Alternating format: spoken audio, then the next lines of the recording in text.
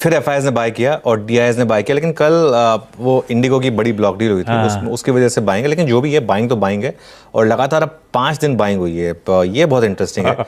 अब जो ग्रीन आंकड़ा है ये लगातार बढ़ता जा रहा है, ये नहीं रुकना चाहिए। अगर ये रुका तो मार्केट में बहुत बड़ी दिक्कत आएगी। मैं आपको साफ बता देता हूँ, क्योंकि ऑलरेडी मार्केट शॉर्ट है और अगर उसमें साथ में कैश मार्केट सेलिंग आ गई तो प्रॉब्लम हो जाएगी। अच्छा, कल लॉन्ग्स और शॉर्ट्स दोनों ऐड हुए इंडेक्स फ्यूचर्स में। ऑप्शंस के डेटा हम नहीं डिस्कस करेंगे क्योंकि कल एक्सपायरी थी। 26% लॉन्ग्स हैं, अब 74% शॉर्ट हैं। अच्छा आशीष, मैंने कल वो जो एक पुट कॉल रेशियो बिगाड़ने वाली वो जो एक अपडेट दिया वो उस पर अपडेट दिया था। अब देखिए उससे क्या होता है। अब कल मार्केट टेक्निकली फ्लैट था, मतलब ऊपर तक गया फिर नीचे आया। अब देखिए पुट कॉल रेशियो में क्या हो गया। इंडिया विक्स 12.89, 0.23% ही ऊपर है। पुट कॉल रेशियो देखिए 1.39 से घटकर आ गया 1.04। वो जो 1.39 है उसकी सिग्निफिकेंस ही नहीं थी, वो टेक्निकली था ही नहीं 1.39। इसीलिए मैंने कल उसमें एक्सप्लेन किया था कि वो एक सिर्फ लोगों को एक डराने के लिए किया गया था कि पुट कॉल रेशियो बहुत बढ़ गया। एक्चुअली बढ़ा नहीं था पुट कॉल रेशियो।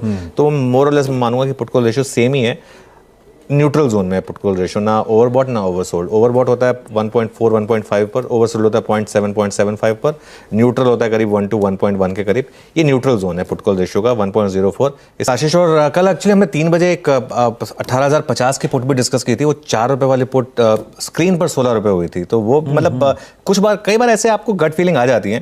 देखिए अगर आपने कल शॉर्ट लिया है और वो इंडिकेशन थे जो शॉर्ट लिया है, पहली ट्रेड आपकी होनी चाहिए आज 17,950 से 17,975 पर मुनाफा वसूली करें। अच्छा मैं एक चीज़ बताता हूँ, मैं ये जो लेवल्स लिखता हूँ ना, ये मैं मतलब कोई लोग पूछते हैं कि कहाँ से आते हैं ये लेवल्स।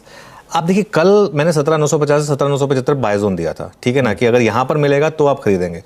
तो आज 17,950 से 17,975, इसीलिए अब वो शॉर्ट वालों के लिए मुनाफा वसूली का जोन है। अगर आपने कल शॉर्ट किया था 18,135 पे तो चलो किसी नहीं किया होगा, लेकिन अगर वो इंडिकेशन मिलने के बाद आपने 18,100 पर भी किया या 18,090 पर भी किया, कोई भी लेवल पर आपने किया तो एंड तक आपको प्रॉफिट मिला, प्लस आज आपको एक हल्का सा गैप डाउन मिल रहा है। तो 17,950 से 75 में प्रॉफिट बुक करें, वो पहला ट्रेड होगा। देखिए इसलिए कह रहा हूं मैं ये पहला ट्रेड होगा क्योंकि मार्केट इतना strong bye on dips market है कि पहले डिप पर बाइंग आएगी। इसके लिए प्रॉफिट बुक करना जरूरी है शॉर्ट ट्रेड में। शॉर्ट ट्रेड में बहुत लंबा आपको बने रहने की जरूरत नहीं है अनलेस मार्केट इंडिकेशन दे। उसके बाद क्या करना है, उसके बाद देखिए 2 लेवल्स नोट डाउन कर लीजिए। पहला है आपका 50 डे एक्सपोनेंशियल मूविंग एवरेज, वो है 17,939, और दूसरा फिर बड़ा सपोर्ट जो है 20 डे एक्सपोनेंशियल मूविंग एवरेज, वो है 17,885।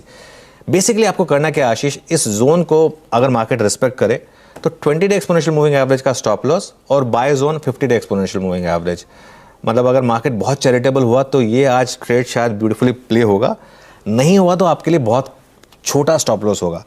लेकिन तो मैं क्या कह रहा हूँ, 20 डे एक्सपोनेंशियल मूविंग एवरेज का स्टॉप लॉस रखें और 50 डे एक्सपोनेंशियल मूविंग एवरेज पर बाय करें, ये आपके लिए एक मेन ट्रेड है। लेकिन खरीदारी से पहले देख लें कि वो निफ्टी आईटी में स्टेबिलिटी आ रही है कि नहीं आ रही है, क्योंकि पहली डिक्लाइन निफ्टी आईटी की वजह से ही आएगी आज। वहाँ पर स्टेबिलिटी बहुत ज़रूरी है और इसके लिए लेवल से ज़्यादा ज़रूरी है टेक्सचर मार्केट का कि वहाँ पर रिकवरी आ रही है नहीं आ रही है। अगर रिकवरी आ गई वहाँ पर और वो सस्टेन हुई तो फिर आप निफ्टी में बाय करें। और फिर वो बाय जोन क्या हो गया फिर 17,900 से 17,950 के करीब, 960 तक भी आप ले सकते हैं अगर 950 ना आए तो। लेकिन बहुत स्ट्रिक्ट स्टॉप लॉस होगा आपका 17,875। Basically 20 day exponential moving average से 10 पॉइंट नीचे, मतलब 10-15 पॉइंट का नीचे का आप देख लें कि वो 20 डे डेमा सस्टेन कर रहा है या नहीं कर रहा है, और वहाँ पर मेरे ख्याल से फिर बाय करें। और अगर फिर ऊपर आए तो फिर वापस मुनाफा वसूली का जोन होगा 18,075 से 18,100, और वो स्टॉप लॉस कल वाला ही 18,150। तो कल की शॉर्ट्स में पहले प्रॉफिट टेक करें, उसके बाद अगर लोअर लेवल पर सस्टेन कर रहा है और निफ्टी आईटी रिकवर कर रहा है तो बाय करें करीब 50 डेमा पर और 20 डेमा पर स्टॉप लॉस लगा दें। लॉजिकल रिस्क रिवॉर्ड ट्रेड ये है आज की। लेकिन अगर 20 डेमा टूट जाए तो फिर बाहर हो जाए फिर मार्केट से, फिर बहुत क्लियर व्यू होगा उसमें।